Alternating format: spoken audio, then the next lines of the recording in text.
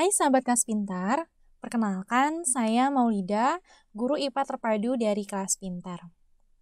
Kali ini kita akan mempelajari topik mengenai pemuaian, kalor dan perpindahan kalor, serta kestabilan suhu tubuh makhluk hidup yang ada pada bab suhu dan kalor.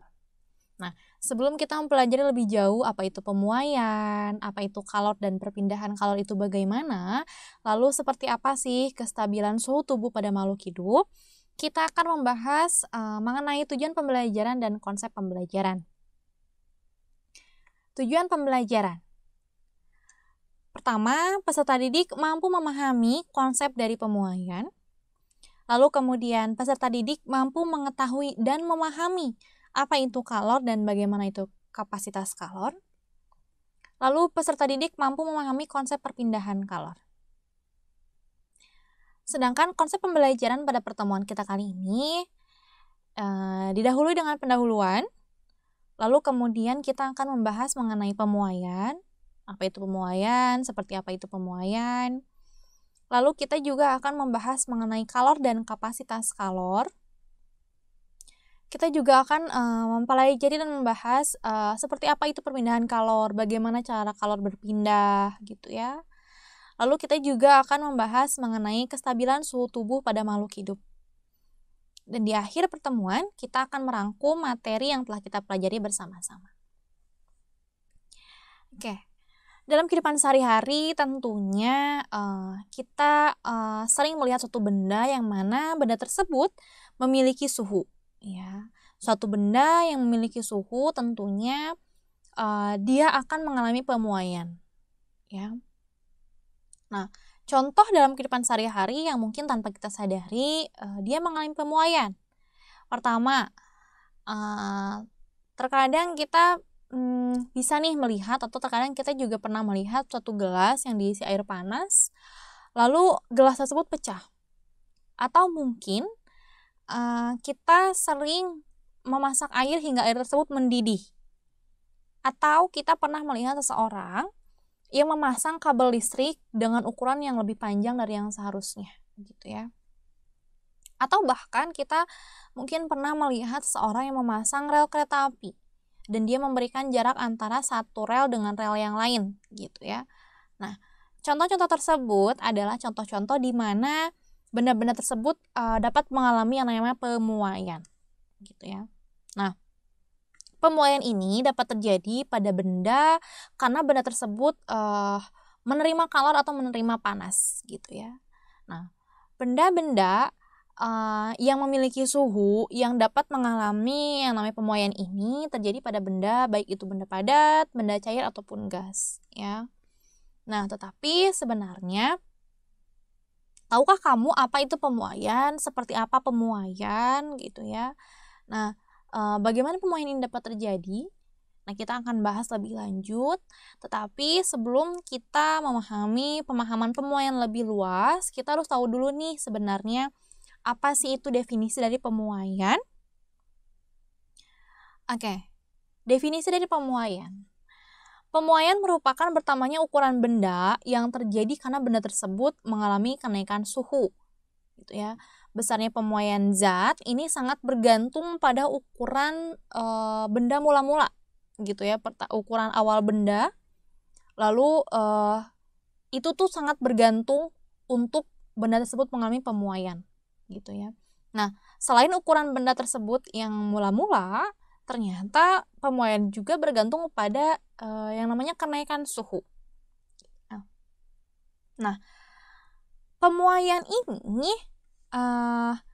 sering juga disebut dengan pemuaian panas, gitu ya, dimana pemuaian panas yaitu perubahan suatu benda yang bisa jadi dia bertambah panjang kah, atau bertambah lebar, atau bertambah luas, atau bahkan berubah nih, bertambah volumenya dikarenakan benda tersebut terkena panas atau terkena kalor.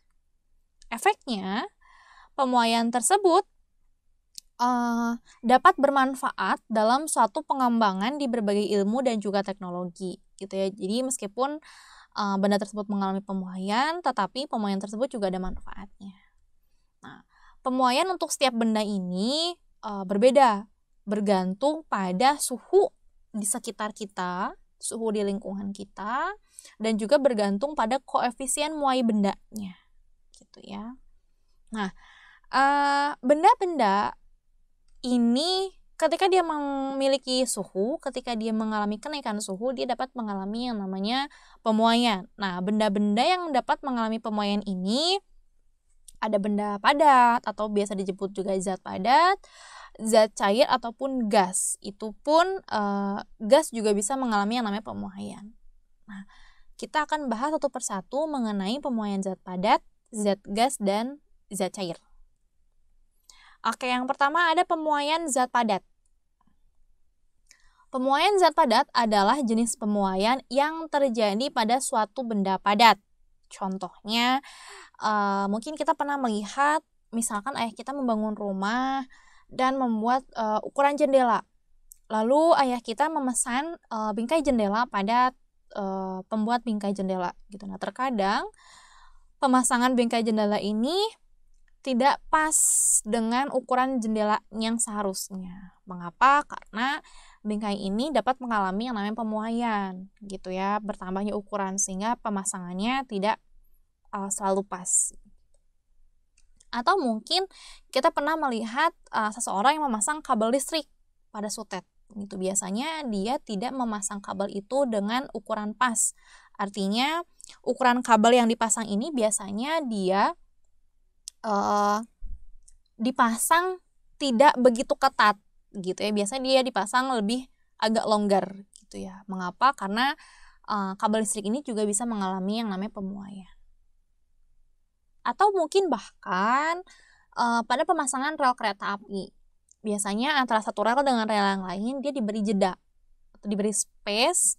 Mengapa? Karena saat rel kereta api ini mengalami pemuaian, bisa saja relnya akan bertambah panjang ukurannya. Sehingga ketika rel ini mengalami penambahan panjang, jika pemasangannya tidak diberikan jeda atau tidak diberi space, maka panjang rel itu akan memuai. Sehingga bentuk relnya akan berubah menjadi bengkok misalkan gitu ya, atau bahkan patah.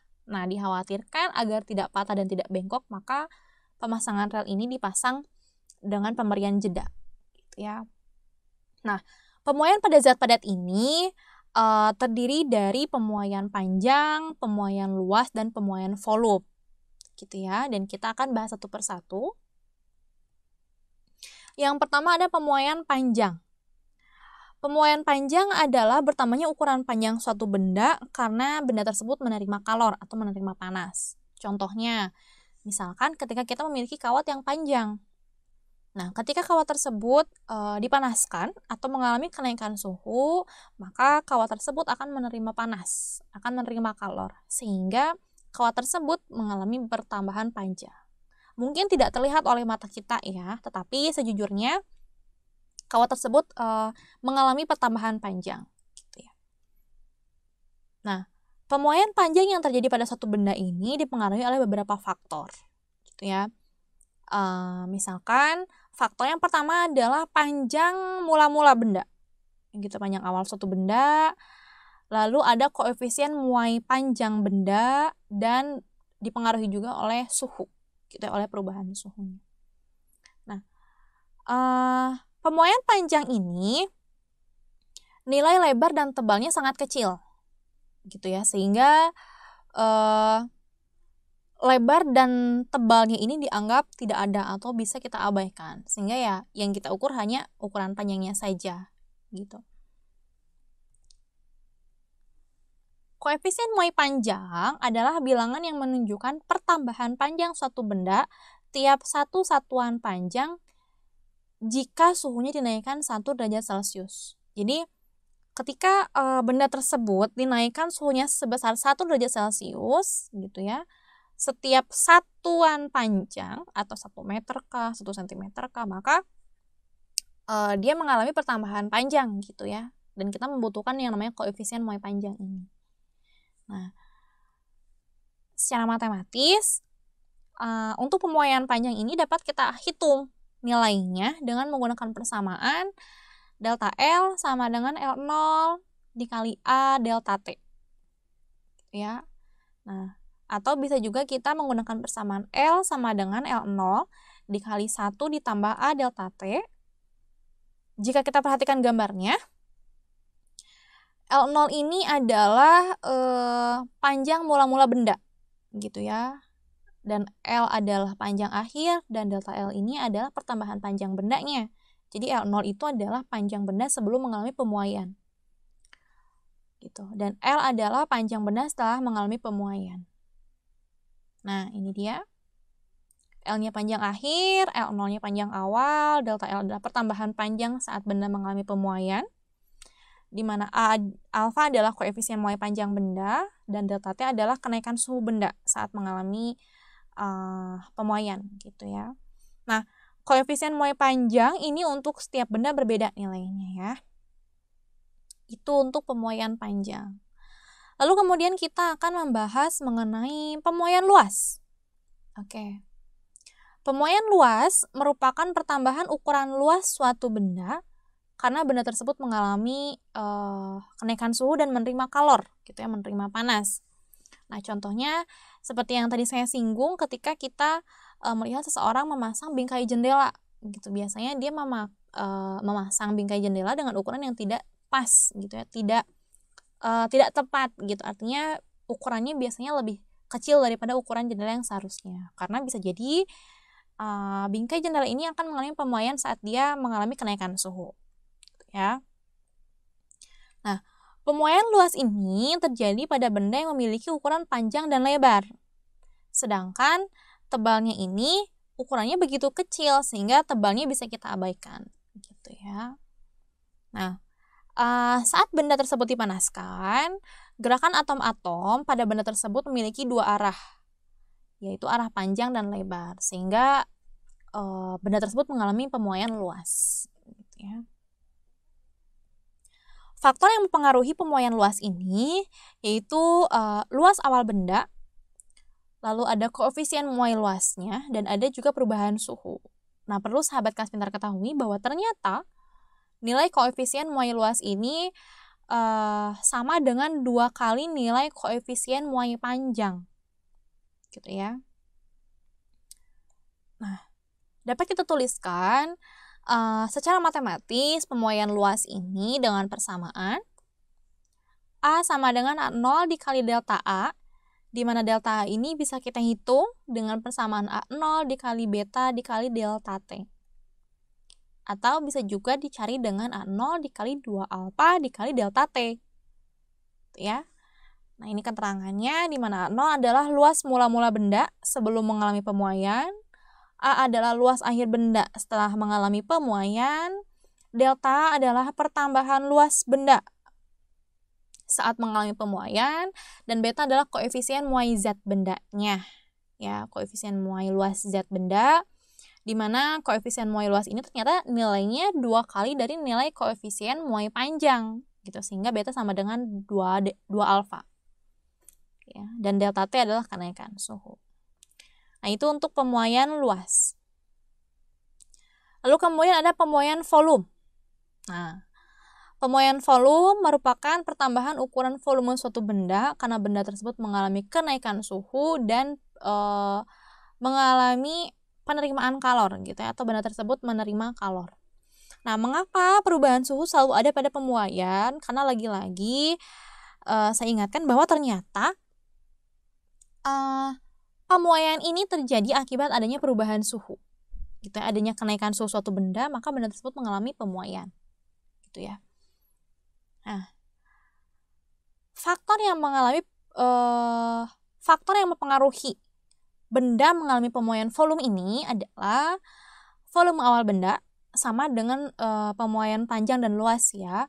Jadi yang kita lihat adalah ukuran yang sebelumnya, baik itu panjangnya, luasnya, ataupun volumenya. Lalu koefisien muai volume dan juga perubahan suhu. Nah, ternyata nilai koefisien muai volume ini memiliki nilai yang sebanding dengan 3 kali nilai koefisien muai panjang benda, gitu ya. Nah, pemuaian volume terjadi pada benda yang memiliki ruang, misalkan balok, bola, ataupun tabung. Saat benda tersebut dipanaskan, pergerakan atom atau partikel di dalamnya akibat dipanaskan akan memiliki 3 arah, ada panjang, ada lebar, dan tinggi pada ruang tersebut, gitu ya. Sehingga benda tersebut mengalami pertambahan volume, gitu ya. Nah, secara matematis pemuaian volume juga dapat kita hitung dan menggunakan persamaan V sama dengan V0 dikali delta V, atau delta V-nya bisa kita hitung dengan V0 dikali gamma delta T. Atau bisa juga kita hitung delta V sama dengan V0 dikali 3 alfa delta T. Mengapa? Karena tadi yang saya sampaikan bahwa ternyata koefisien muai volume atau gamma ini adalah 3 kali koefisien muai panjang, gitu ya, atau 3 kali alfa. Nah, seperti itu. Nah, pemuaian selain terjadi pada zat padat juga terjadi pada zat cair. Nah, kita akan bahas. Nah, pemuaian pada zat cair ini adalah pemuaian yang hanya melibatkan muai volume suatu benda yang dipanaskan. Jadi, jika pada pemuaian zat padat, dia bisa terjadi pemuaian panjangnya, bisa terjadi pemuaian luasnya, tetapi jika pada pemuaian zat cair, dia hanya terjadi pemuaian volume saja. Gitu ya. Pemuaian yang terjadi pada benda cair ini relatif lebih mudah dibandingkan pemuaian pada zat padat, gitu ya, jika kita amati. Nah, pada pemuaian zat cair ini dapat diukur dengan alat ukur yang namanya dilatometer, gitu ya. Jadi ketika kita ingin mengamati benda cair yang mengalami pemuaian, kita bisa ukur dengan menggunakan alat dilatometer. Nih, pemuaian zat cair ini untuk masing-masing jenis zat cair memiliki nilai yang beda-beda. Walaupun volume zat cair awalnya sama, tetapi setelah dipanaskan volume akhirnya bisa jadi berbeda-beda, gitu ya. Nah, semakin suhu tinggi yang diberikan pada zat cair tersebut, maka semakin besar juga muai volumenya. Ya.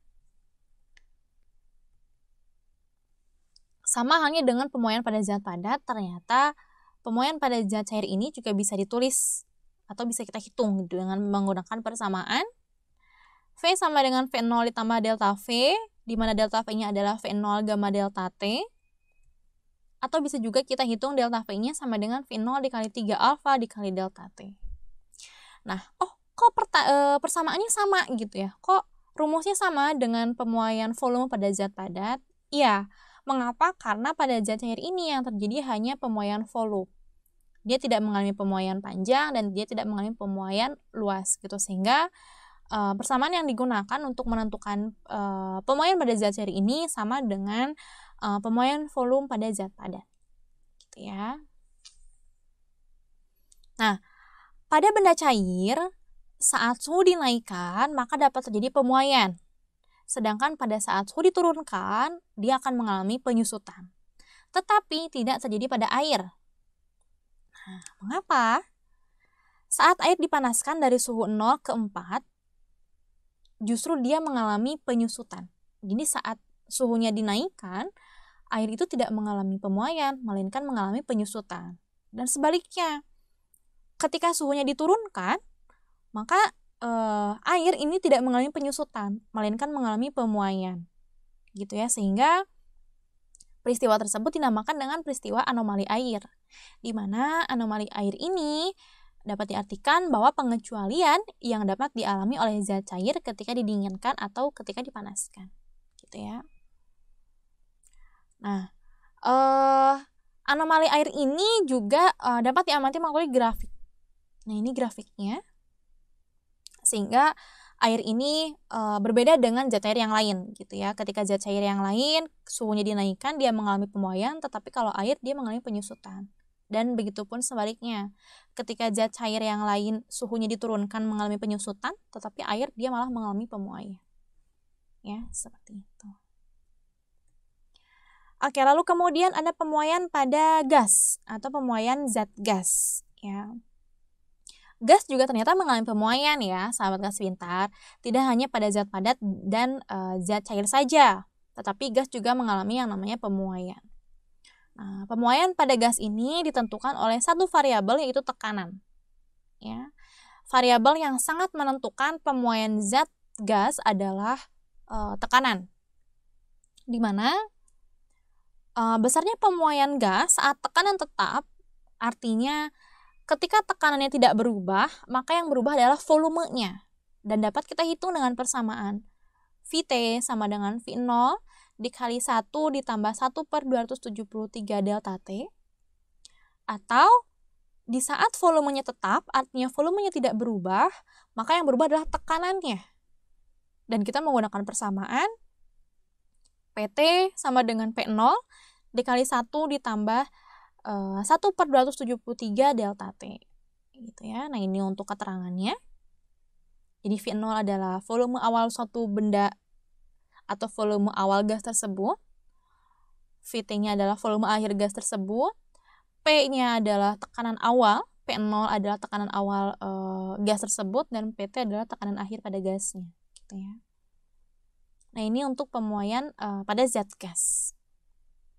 Nah, ternyata dalam kehidupan sehari-hari kita juga bisa nih menyaksikan atau melihat fenomena berupa pemuaian zat gas tanpa kita sadari, mungkin itu ada di lingkungan sekitar kita. Contohnya adalah balon yang meletus karena dia terkena panas. Nah, balon jika lama-lama dia terkena panas, maka pemuaian akan terjadi, gitu ya. Akan ada perubahan di dalam balon tersebut sehingga balon tersebut akan mengalami peletusan, gitu ya. Atau contoh lainnya saat roda kendaraan yang meletus karena terkena panas, gitu ya. Saat roda kendaraan yang selalu digunakan dia mengalami pemuaian, gitu ya, tanpa kita bisa lihat dengan kasat mata, bahwa ya roda kendaraan tersebut setiap hari akan selalu bertemu dengan aspal, gitu ya, aspal jalanan yang panas, dan ban tersebut pun langsung terkena sinar matahari, gitu ya. Nah, sehingga lama-lama dia akan pecah atau akan meletus, gitu ya. Itu mengenai pemuaian. Nah, ternyata pemuaian ini adalah perubahan ukuran benda, ya, baik itu panjangnya, luasnya, ataupun volumenya, karena dipengaruhi oleh suhu yang naik akibat benda tersebut menerima kalor ataupun menerima panas. Nah, sebenarnya kalor itu apa sih? Oke, kita akan bahas. Kalor adalah suatu energi yang mudah diterima dan mudah sekali dilepaskan, sehingga dapat mengubah suhu zat tersebut menjadi naik ataupun turun. Mungkin dalam kehidupan sehari-hari kita sering mendengar istilah kalor, gitu ya. Nah, kalor juga bisa berpindah ternyata, ya. Kalor bisa berpindah dari satu zat ke zat yang lain melalui suatu perantara atau melalui medium, gitu ya. Nah, fakta lainnya ternyata kalor adalah bentuk energi yang tidak terlihat, gitu ya. Nah, tetapi energi kalor juga dapat berubah menjadi bentuk yang lain, dari satu bentuk ke bentuk yang lain, gitu ya. Misalkan dari energi listrik menjadi energi cahaya, itu karena ada faktor kalor di dalamnya, gitu ya. Ataupun dari energi kimia menjadi energi listrik. Nah, meskipun kalor ini tidak dapat terlihat, tetapi ternyata kalor ini juga dapat bereaksi di dalamnya, gitu ya. Ada perpindahan kalor, ada perubahan kalor di dalam suatu zat, gitu. Nah, itu. Nah, dari hasil eksperimen dapat disimpulkan bahwa sejumlah kalor diberikan kepada suatu zat yang masanya sama dan masanya tidak berubah, maka peningkatan suhu yang terjadi akan berbeda untuk setiap zat yang berbeda. Ya, misalkan ada beberapa zat yang berbeda nih, masanya sama, tetapi setiap benda mengalami kenaikan suhu yang berbeda, maka kalor yang dimiliki oleh benda tersebut pun akan berbeda-beda. Jumlah kalor atau kalor ini biasa dilambangkan dengan huruf Q, ya. Jumlah kalor yang dibutuhkan untuk menaikkan suhu suatu zat bermasa M dari suhu awal atau T1 ke suhu akhir atau T2 ini memiliki nilai yang sebanding dengan perubahan suhunya, massa zat tersebut, dan sifat alami bahan. Jadi ketika semakin besar perubahan suhunya, maka kalor yang diperlukan pun semakin besar. semakin besar massa bendanya, maka kalor yang dibutuhkan pun semakin besar. Gitu ya. Nah, jika kita amati, jika kita misalkan ya, ketika kalor itu sebanding dengan massa. Jika massanya semakin besar, maka kalornya juga semakin besar. Jika perubahan suhunya semakin naik, maka kalornya pun semakin besar, gitu ya. Maka dapat kita tuliskan persamaannya Q sama dengan M delta T, ya. Q sebanding dengan M delta T. Atau bisa kita tuliskan persamaan kalor yang diperlukan oleh suatu zat itu sama dengan MC delta T. Mengapa ada C-nya? C ini adalah kalor jenis zat, gitu ya.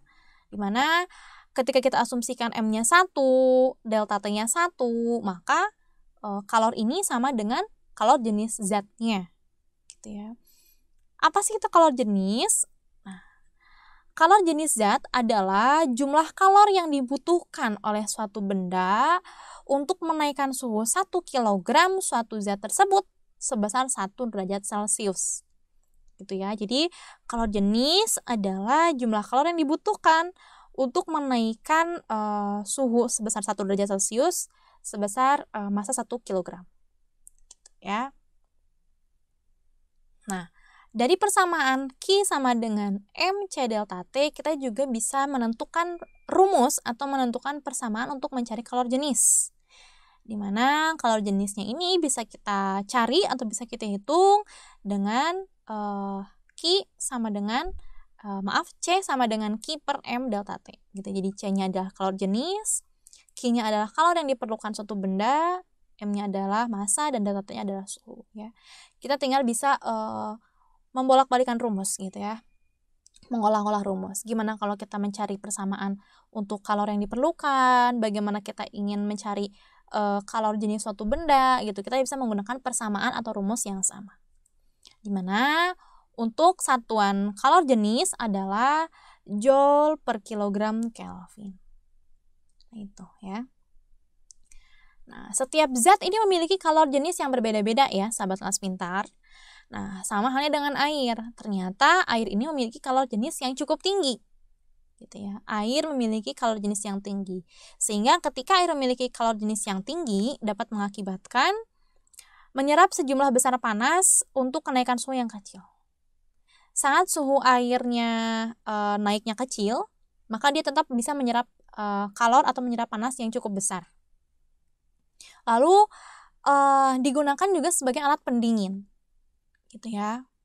Dan ketika musim panas, air ini memanas sangat lambat daripada tanah, yang akibatnya angin dari laut memiliki efek pendingin. Gitu ya. Ada kaitannya antara massa jenis dengan air dan hubungannya dengan musim, gitu ya.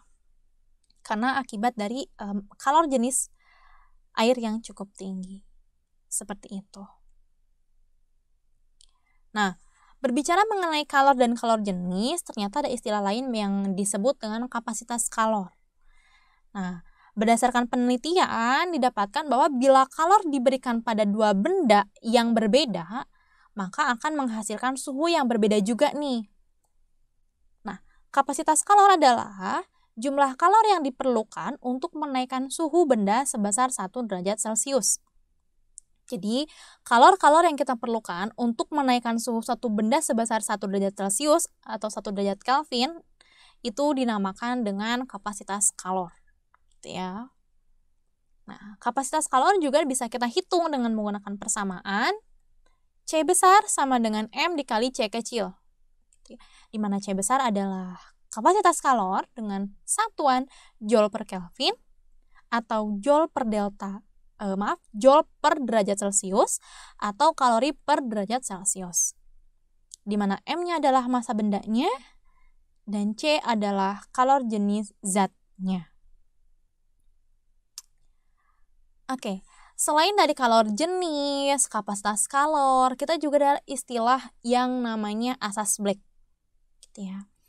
Energi itu bersifat kekal, sehingga benda yang memiliki suhu yang lebih tinggi itu akan melepaskan kalor ke benda yang suhunya lebih rendah. Ya. Prinsip perhitungan kalor memenuhi prinsip hukum kekekalan energi. Di mana hukum kekekalan energi ini pertama kali dirumuskan oleh Joseph Black yang dikenal dengan asas Black, gitu ya. Nah, Joseph Black ini menyatakan bahwa ternyata pencampuran zat dalam pencampuran zat gitu ya, jumlah kalori yang dilepaskan dari zat yang memiliki suhu yang lebih tinggi ke zat yang suhunya lebih rendah, itu jumlah kalorinya ternyata sama. Jadi ketika zat benda gitu ya, ketika benda memiliki suhu yang lebih tinggi, dia melepaskan kalor ke benda yang suhunya lebih rendah, maka jumlah kalorinya itu akan sama. Sehingga ternyata asas Black ini dapat dirumuskan nih, di mana Q lepas sama dengan Q diterima, gitu ya. Kalornya akan sama antara benda yang melepaskan kalor dan benda yang menerima kalor, gitu ya. Dengan syarat bahwa benda yang melepaskan kalor ini harus memiliki suhu yang lebih tinggi daripada benda yang menerima kalor, ya. Nah, seperti yang sudah dikatakan dari awal bahwa ternyata kalor ini mengalami perpindahan, gitu ya. Kalor mengalami perpindahan. Nah, bagaimana caranya kalor ini dapat berpindah? Ternyata perpindahan kalor ini terdiri dari 3 jenis, ya. Ada yang disebut dengan konduksi, ada yang disebut dengan konveksi, dan ada juga yang disebut dengan radiasi. Nah, mungkin sahabat kelas pintar sudah tidak asing ya, atau sudah pernah mendengar apa itu konduksi, konveksi, dan radiasi. Namun untuk lebih jelasnya, kita akan bahas satu persatu. Yang pertama ada konduksi. Nah, konduksi adalah proses perpindahan kalor, ya, di mana kalor ini ditransferkan atau dilepaskan dari ujung yang lebih panas ke ujung yang lebih rendah atau ujung yang lebih dingin dari suatu benda, tanpa disertai perpindahan partikel-partikel zat tersebut secara permanen, ya. Jadi ketika suatu benda nih, gitu ya, ujungnya satu panas, ujung yang satunya dingin. Nah, lama-lama panasnya ini akan berpindah ke ujung yang lebih dingin, gitu, karena proses konduksi. Ya, contohnya adalah pada setrikaan, gitu ya. Alas setrikaan ini dia dapat mengalami perpindahan panas secara konduksi. Nah, konduksi ini terjadi pada bahan-bahan yang bersifat konduktor. Ya, beberapa contoh dari konduktor adalah seperti yang terlihat pada gambar, di mana contoh-contoh ini adalah berupa contoh-contoh konduktor yang baik. Artinya dia bisa mentransferkan atau melepaskan kalor atau melepaskan panas dan menerima panas dengan baik, ya. Nah, untuk lebih jelas dan lebih memahami konsep mengenai konduktor atau konduksi, kita akan simak video berikut bersama-sama.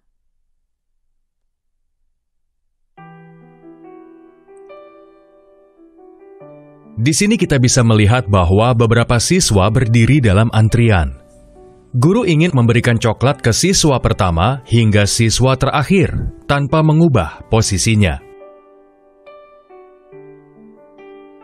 Guru tersebut memberikan coklat untuk siswa pertama yang paling dekat dengannya. Setelah itu, siswa pertama memberikan coklat kepada siswa kedua. Siswa kedua menyerahkan ke siswa ketiga, dan seterusnya. Proses ini berlanjut sampai coklat mencapai siswa terakhir. Proses memindahkan coklat ini mirip dengan fenomena yang dikenal sebagai konduksi panas. Mari kita memahami konsep konduksi melalui kegiatan.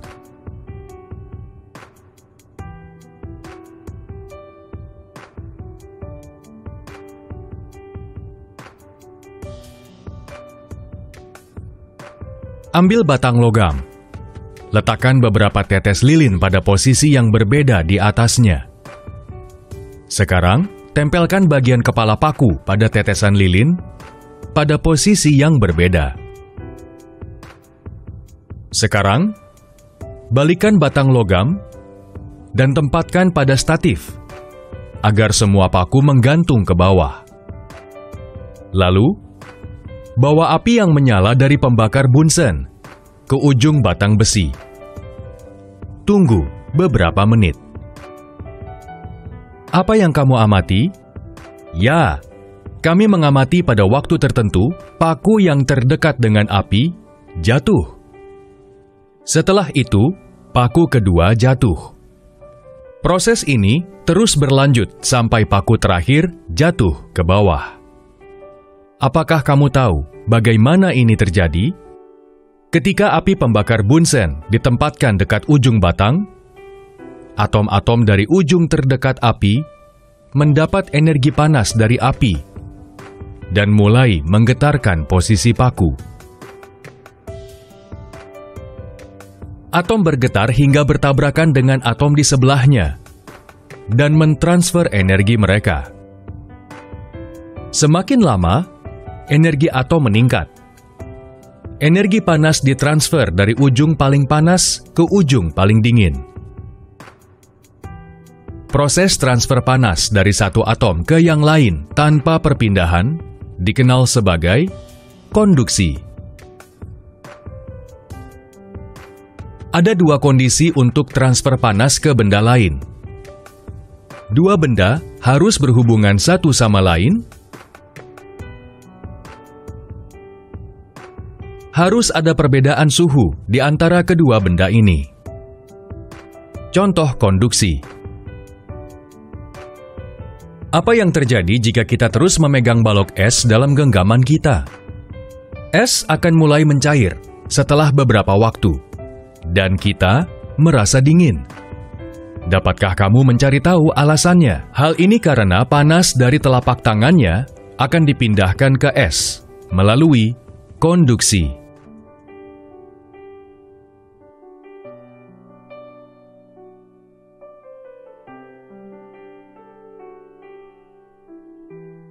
Mari kita ambil satu contoh lagi. Letakkan panci berisi air pada kompor gas. Apa yang dapat kita amati di sini? Kita bisa melihat bahwa air mulai mendidih setelah beberapa waktu, yang menunjukkan bahwa panas dari kompor pindah ke panci, yang kemudian ditransfer lagi dari panci ke air, dan air mulai mendidih.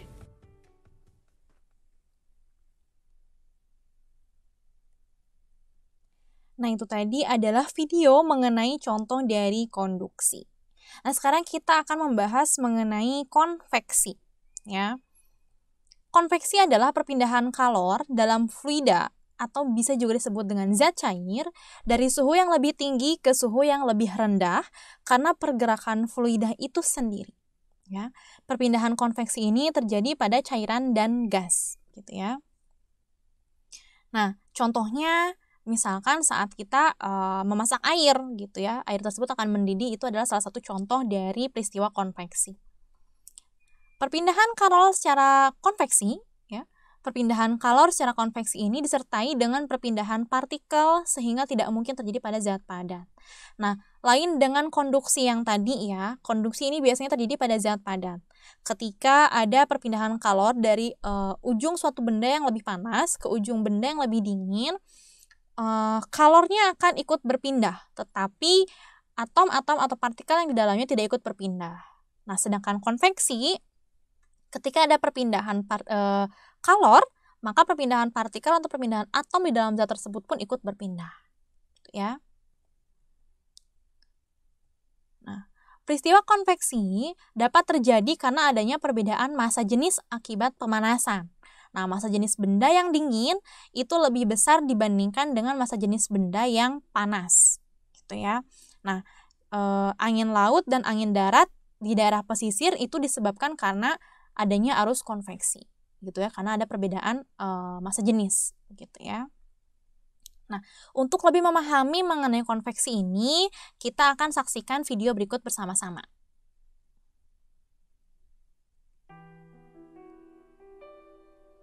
Di sini kita bisa melihat bahwa beberapa siswa berdiri dalam antrian. Guru ingin membagi coklat untuk semua siswa tanpa mengubah posisinya. Bagaimana dia akan melakukannya? Guru memberikan coklat ke siswa yang berdiri pada posisi terdekat kepadanya. Setelah menerima coklat, siswa pertama pergi ke posisi terakhir dalam antrian. Sekarang, guru memberikan coklat lain kepada siswa yang awalnya berada di posisi kedua. Siswa yang telah mendapatkan coklat bergerak ke ujung antrian. Proses ini berlanjut sampai semua siswa mendapatkan coklat. Dalam contoh ini, coklat didistribusikan sesuai prinsip konveksi. Mari kita memahami konsep konveksi dengan sebuah percobaan. Pasangkan labu bulat ke penjepit statif. Masukkan beberapa kristal kalium permanganat di dalamnya.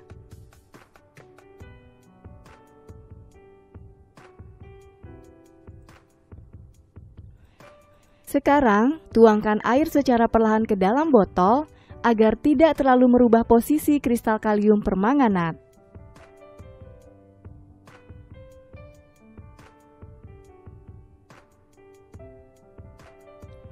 Letakkan pembakar bunsen di bawah labu bulat dan panaskan secara perlahan-lahan.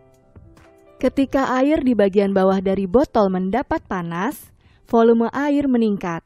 Karena peningkatan ini, massa jenis air jadi turun dan partikel air naik.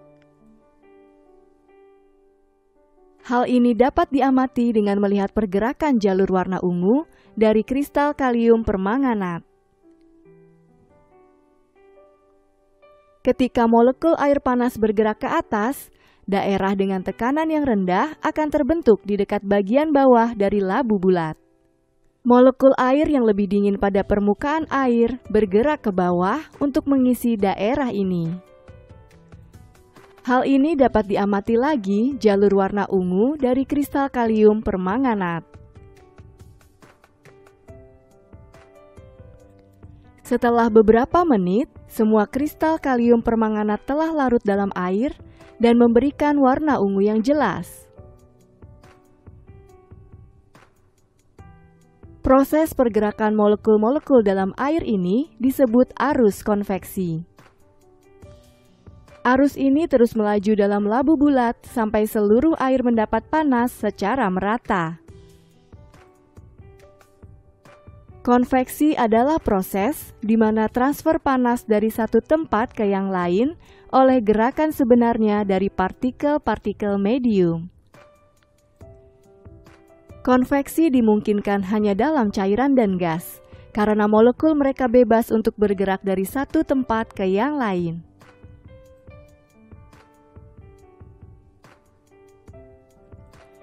Untuk mengetahui arah arus konveksi, mari kita kembali ke laboratorium.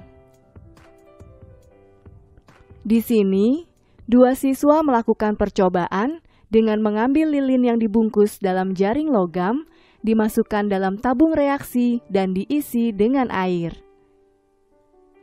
Salah satu siswa memanaskan tabung-tabung reaksi dengan menjaga api dekat dengan lilin.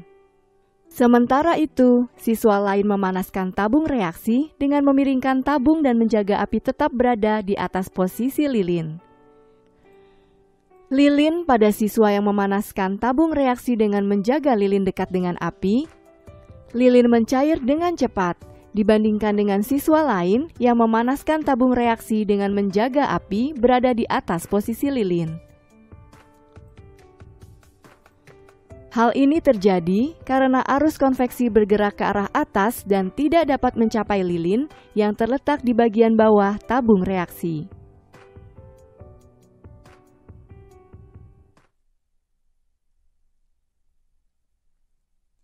Nah, itu tadi adalah video mengenai perpindahan kalor secara konveksi. Nah, sekarang sahabat kelas pintar, kita akan membahas perpindahan kalor secara radiasi. Ya, perpindahan kalor secara radiasi yaitu suatu proses perpindahan kalor yang tidak memakai zat perantara. Nih, contohnya ketika matahari menyinari bumi kita, ketika matahari menyinari tanah dan pepohonan di sekitar kita, gitu ya. Nah, perpindahan kalor ini adalah perpindahan yang tidak memerlukan medium apapun, tidak memerlukan alat apapun, ya. Nah, pada radiasi, agar terjadi perpindahan kalor, kedua benda tidak harus bersentuhan. Ya, Artinya, kalor tersebut akan dipancarkan ke segala arah oleh sumber panas, gitu ya, dan akan mengalir ke segala arah panasnya. Nah, misalkan ketika kita duduk atau berdiam diri di depan pemanas listrik atau di bawah sinar matahari atau bahkan di dekat api, ya, api unggun, kita akan merasa hangat. Meskipun tidak ada medium atau tidak ada perantara di antara kita dengan api gitu ya, atau dengan pemanas listrik tersebut, tetapi kita bisa merasakan hangatnya dari api dan dari penghangat pemanas listrik tersebut gitu. Nah, energi panas mencapai kita secara langsung dari sumber panas gitu ya. Jadi tanpa adanya media atau perantara apapun kita bisa merasakan panas dan hangatnya. Nah, contohnya ketika radiasi datang, radiasi tersebut akan dipantulkan dan akan diserap gitu, serta ada juga yang ditransmisikan gitu ya. Nah, benda yang terkena radiasi tersebut suhunya akan meningkat gitu ya, karena radiasi yang ada di dalamnya. Seperti itu ya. Nah, untuk memahami mengenai perpindahan kalor secara radiasi, kita akan simak video berikut bersama-sama. Selama hari panas dan terik, orang lebih suka mengenakan pakaian yang cerah dan berwarna terang, dan bukan pakaian hitam atau berwarna gelap. Mari kita pahami alasan dibalik itu dengan mempelajari proses penyerapan cahaya.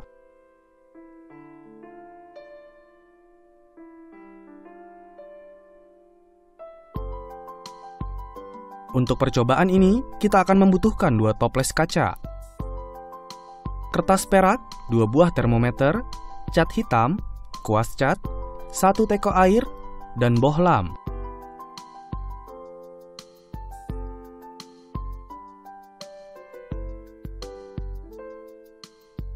Ambil 2 toples dan beri label A dan B. Sekarang, bungkus toples A sepenuhnya dengan kertas perak. Lalu cat toples B dengan cat hitam menggunakan kuas cat.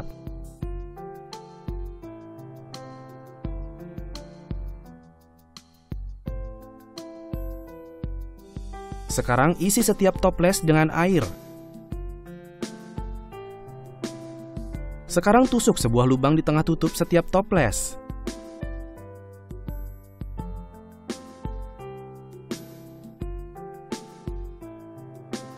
Masukkan termometer ke dalam toples melalui lubang tersebut.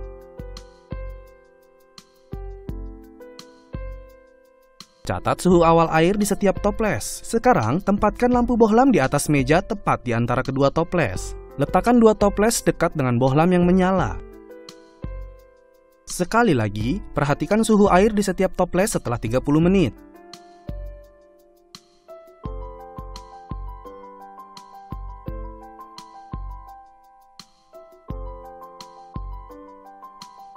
Termometer dalam toples B menunjukkan suhu yang lebih tinggi daripada termometer dalam toples A. Permukaan hitam adalah penyerap radiasi panas yang baik, sedangkan permukaan yang mengkilap memantulkan sebagian besar radiasi panas yang mengenainya.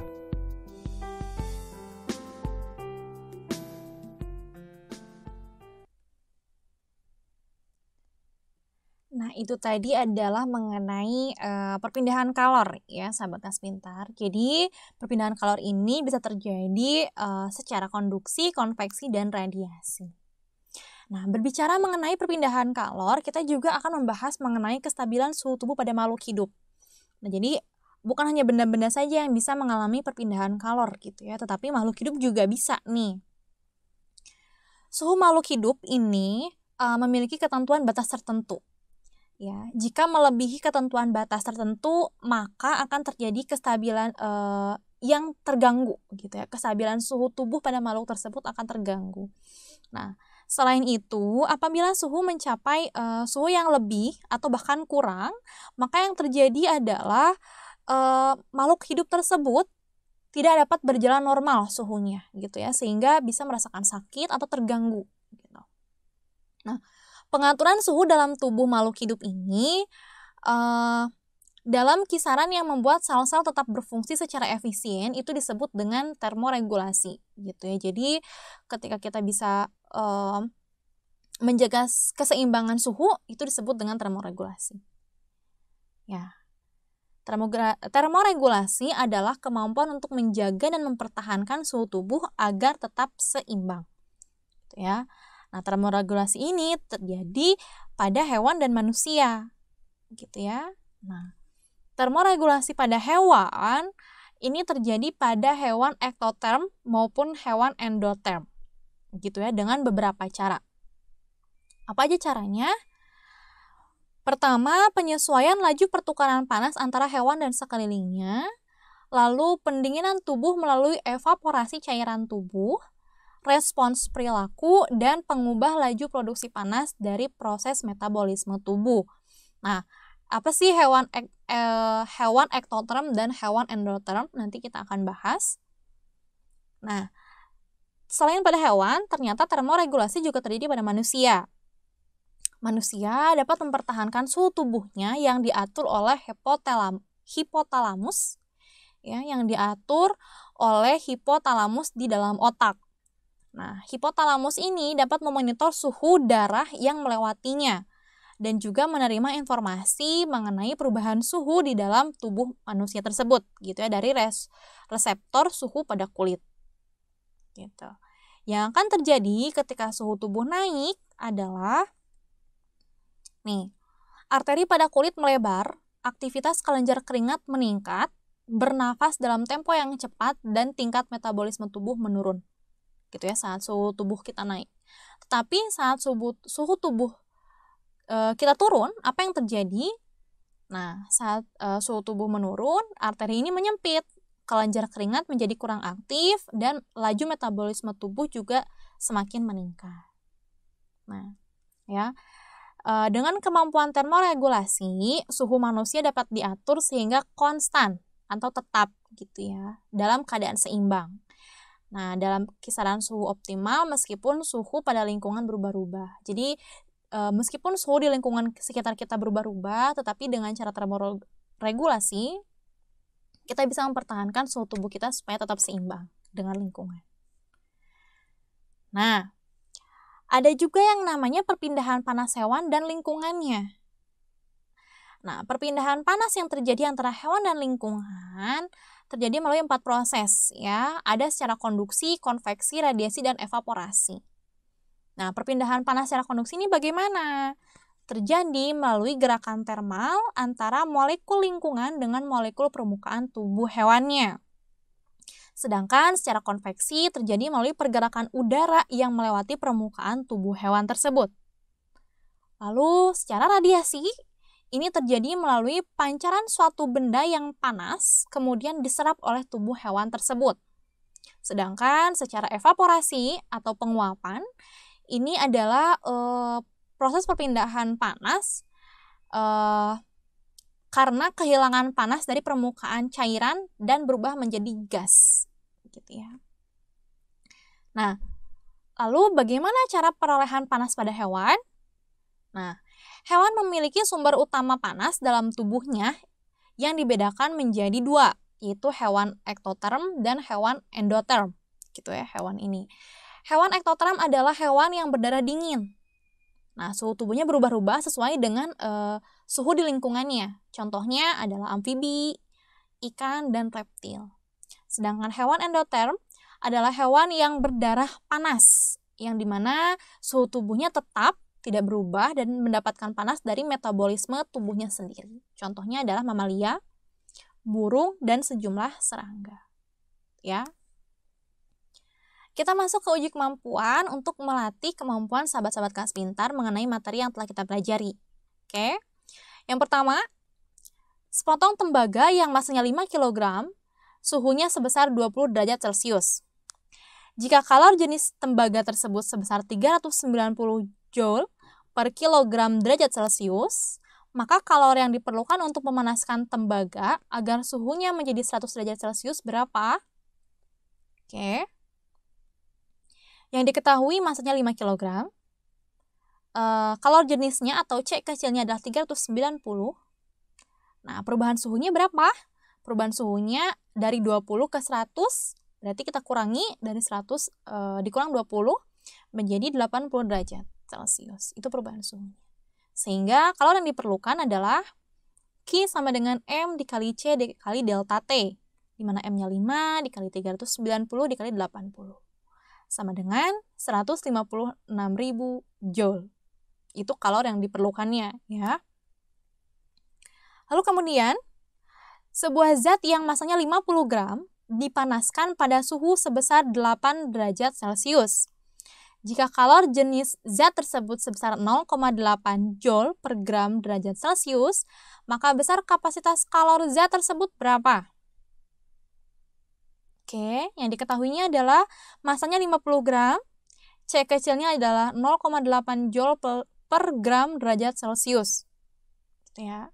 Nah, untuk mengetahui kapasitas kalor, kita bisa menggunakan persamaan M dikali C kecil, di mana M-nya 50, C-nya adalah 0,8. Sehingga, ini adalah C besar maksudnya ya. Kapasitas kalornya adalah sebesar 40 Joule per derajat Celcius. Lalu kemudian ada uji kemampuan 3. Ya. Air yang memiliki massa sebanyak 500 gram dengan suhu 60 derajat Celcius dicampur dengan garam yang massanya 400 gram yang suhunya 90 derajat Celcius. Suhu campuran antara air dan garam dengan kalor jenis air sebesar 4,2 Joule per gram derajat Celcius adalah, nah, yang diketahuinya massa air itu sebesar 500 gram, ya. Massa garam itu 400 gram, dan kalor jenis air itu sebesar 4,2 Joule per gram derajat Celcius. Nah, ini kita harus menggunakan konsep asas Black gitu ya. Kalor yang diserap sama dengan kalor yang diterima. Gitu.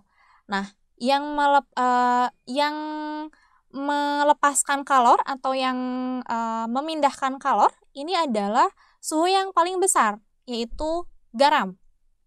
Nah, ya, yang menyerapnya itu adalah air, yang melepaskan itu adalah garam, gitu ya. Sehingga bisa kita tulis Q serap sama dengan Q lepas, di mana yang menyerap adalah air, sehingga M air 500 dikali C air sebesar 4,2, T min 60, karena suhunya adalah 60 derajat ya, suhu airnya. Dan yang melepaskan adalah garam, M-nya 400 gram, C-nya 4,2, dan suhunya adalah 90 derajat. Nah, kita ingin mencari suhu campurannya. Ya, kita tinggal hitung secara matematis.